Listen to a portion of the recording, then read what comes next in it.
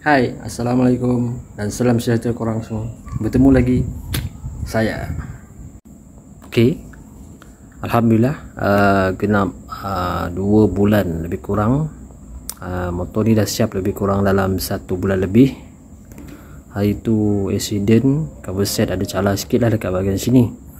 Jadi kita request untuk kita tukarkan satu cover set. Jadi kita dah dapat satu cover set baru lah. Jadi dia tukar handle ni dia tukar. Lepas tu ada brake lever. Cumanya yang kecewanya pemijak ni tak dapat ditukarkan sebab claim tak dapat sepenuhnya. Overall lebih kurang dalam claim ni kita dapat dalam 1000 lebih saja.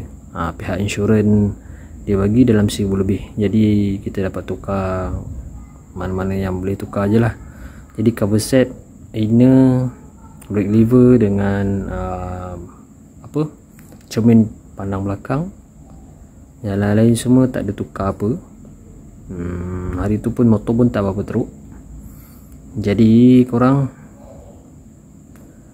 sebelum ni cover set ni warna biru kuning.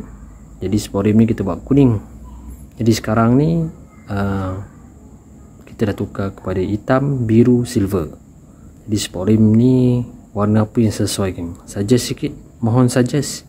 Dengan cover set ni, sport rim ni kita nak letak warna apa? Adakah warna biru? Adakah warna hitam? Adakah warna silver? Suggest kan? Suggest, tolong suggest. Korang boleh letak di ruang komen.